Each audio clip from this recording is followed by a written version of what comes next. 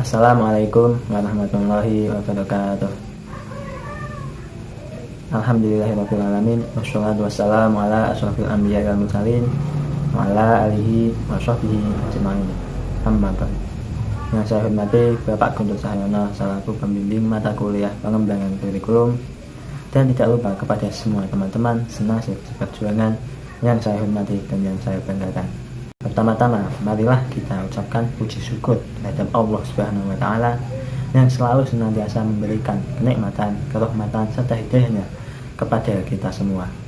Selanjutnya, sholawat serta salam kita curahkan kepada Nabi kita, baginda Rasulullah Sallallahu Alaihi Wasallam, yang kita tunggu-tunggu syafaatnya di dunia maupun di akhirat. Amin ya rabbal alamin. Selanjutnya, kami dari kelompok 6 akan mempresentasikan hasil diskusi dari kelompok kami yang berjudul Organisasi Kurikulum.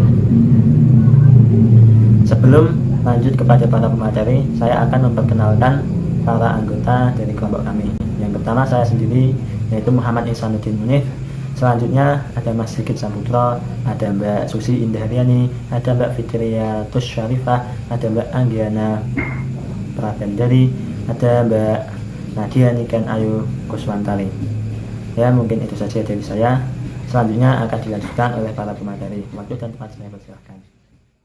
Pertama-tama saya akan jelaskan kembali pengertian dari kurikulum. Kurikulum berasal dari dua bahasa, yaitu bahasa Yunani dan bahasa Latin. Dari bahasa Yunani berasal dari kata karir yang artinya pelari atau tempat berpacu. Sedangkan dalam bahasa Latin yaitu berasal dari kata a little rescuers yang artinya jarak yang harus ditempuh oleh seorang pelari. Kemudian dialihkan ke dalam pengertian pendidikan menjadi circle interaction, yaitu suatu lingkaran pengajaran di mana guru dan murid terlibat di dalamnya. Kemudian dari organisasi sendiri juga berasal dari bahasa Yunani, yaitu dari kata orgonio yang artinya alat. Organisasi kurikulum adalah susunan komponen kurikulum seperti konten kurikulum, kegiatan dan pengalaman belajar yang diorganisasi menjadi mata pelajaran, program, lesson, topik, unit, dan sebagainya untuk mencapai efektivitas pendidikan. Begitulah pengertian dari organisasi kurikulum menurut Anshar. Kemudian, organisasi kurikulum juga diartikan sebagai susunan pengalaman dan pengetahuan yang harus disampaikan dan dilakukan oleh peserta didik untuk dapat menguasai kompetensi yang telah ditetapkan. Berdasarkan pengertian yang dikemukakan oleh para ahli, maka dapat kita simpulkan bahwa organisasi kurikulum adalah susunan pengetahuan dan pembelajaran yang disampaikan dan harus dikuasai oleh peserta didik. Organisasi kurikulum merupakan asas yang sangat penting dalam proses pengembangan kurikulum. Selain itu, organisasi kurikulum juga berkaitan erat dengan tujuan pembelajaran, menemukan isi bahan pembelajaran, menemukan cara penyampaian bahan pembelajaran, menemukan bentuk pengalaman yang akan disajikan kepada peserta didik, dan menentukan peranan pendidik dan peserta didik. Materi yang selanjutnya yaitu faktor-faktor organisasi kurikulum. Ada beberapa faktor yang harus diperhatikan. Yang pertama, ruang lingkup. Ruang lingkup menunjukkan keseluruhan atau batas-batas pelajaran yang akan disampaikan oleh peserta didik. Bahan pelajaran tersebut merupakan bahan yang sudah terseleksi karena dianggap penting dan sesuai dengan tugas perkembangan dari peserta didik. Mengapa dikatakan penting? Karena peserta didik mempunyai kepentingan yang berbeda-beda. Misalnya setelah lulus mereka ingin melanjutkan ke perguruan tinggi, ada yang langsung ke dunia pekerjaan, ada yang ingin bersosialisasi dan beradaptasi dengan lingkungannya, dan ada yang juga ingin menambah nilai-nilai agama. Maka dari itu, ruang lingkup ini harus disesuaikan dengan visi dan misi dari pendidikan nasional. Faktor dari organisasi kurikulum yang kedua yaitu urutan bahan pelajaran. Urutan bahan pelajaran ini menunjukkan keteraturan bahan yang akan disampaikan kepada peserta didik. Kapan waktu yang tepat bahan pelajaran itu disampaikan dan bahan pelajaran mana yang terlebih dahulu disampaikan kepada peserta didik. Hal ini erat kaitannya dengan tingkat kematangan peserta didik, latar belakang, kegunaan bahan, dan tingkat kesulitan bahan. Faktor yang ketiga adalah kesinambungan. Kesinambungan kurikulum berkaitan dengan substansi bahan pelajaran yang perlu dipelajari oleh peserta didik. Faktor yang keempat yaitu terpadu.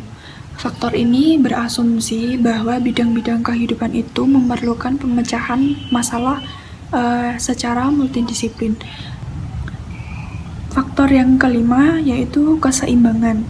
Keseimbangan bahan pelajaran merupakan faktor yang perlu dipertimbangkan, karena semakin dinamis perubahan dan perkembangan ilmu pengetahuan, sosial budaya, dan ekonomi juga akan mempengaruhi dari dimensi kurikulum. Faktor yang keenam yaitu faktor waktu. Di sini dihadapi masalah pendistribusian atau pembagian waktu. Faktor yang ketujuh adalah faktor penempatan bahan. Penempatan materi atau bahan harus disesuaikan dengan tingkat perkembangan atau tingkat dan kelas dari peserta didik tersebut. Ya, untuk materi selanjutnya yaitu mengenai jenis-jenis dari organisasi kurikulum. Untuk yang pertama yaitu subjek matter kurikulum atau pendekatan mata pelajaran. Subjek matter kurikulum adalah organisasi kurikulum yang tertua dan banyak digunakan di berbagai negara. Kurikulum terdiri dari sejumlah mata pelajaran yang terpisah-pisah yang diajarkan sendiri-sendiri tanpa ada hubungan mata pelajaran yang lainnya. Masing-masing diberikan pada waktu tertentu dan tidak mempertimbangkan minat, kebutuhan, dan kemampuan peserta didik. Semua materi dijadikan sama. Baiklah, untuk yang kedua yaitu mata pelajaran gabungan atau kurikulum gabungan. Pada dasarnya organisasi kurikulum ini menghendaki agar mata pelajaran itu saling terkait, saling terhubung satu sama lain. Walaupun mungkin masih ada batas-batas yang satu sama lain masih dipertahankan.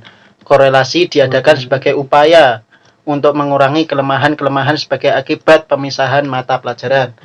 Prosedur yang ditempuh adalah menyampaikan pokok-pokok yang saling berkorelasi guna memudahkan peserta didik dalam memahami mata pelajaran tertentu.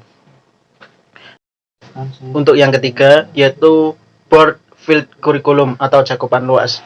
Ada juga korelasi antara beberapa mata pelajaran atau interdisipliner yang lebih mendalam sehingga tidak tampak lagi batasan antar mata pelajaran dalam satu rumpun. Organisasi kurikulum yang berupa pengumpulan beberapa mata pelajaran yang sejenis serta memiliki ciri-ciri yang sama dan dikorelasikan atau difungsikan dalam satu bidang pengajaran. Salah satu mata pelajaran yang dapat dijadikan sebagai core subjek dan mata pelajaran lainnya dikorelasikan dengan core tersebut. Jadi, korelasi semacam ini merupakan fusi antara beberapa mata pelajaran serumpun dan memiliki ciri-ciri yang sama. Organisasi ini disebut dengan bidang studi atau broad field.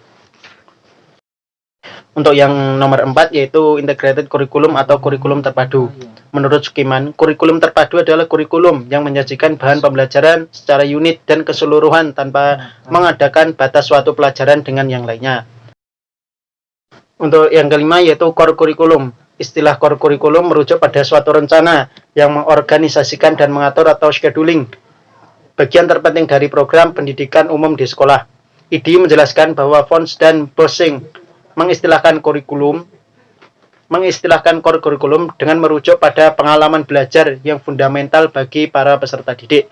Karena pengalaman belajar berasal dari kebutuhan atau dorongan secara individual maupun umum dan kebutuhan secara sosial dan sebagai warga negara masyarakat yang demokratis.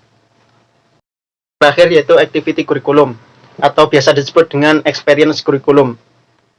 Menurut Rusmian, kurikulum ini cenderung mengutamakan kegiatan-kegiatan atau pengalaman siswa dalam rangka membentuk kemampuan yang terintegritas dengan lingkungan maupun dengan potensi siswa itu sendiri.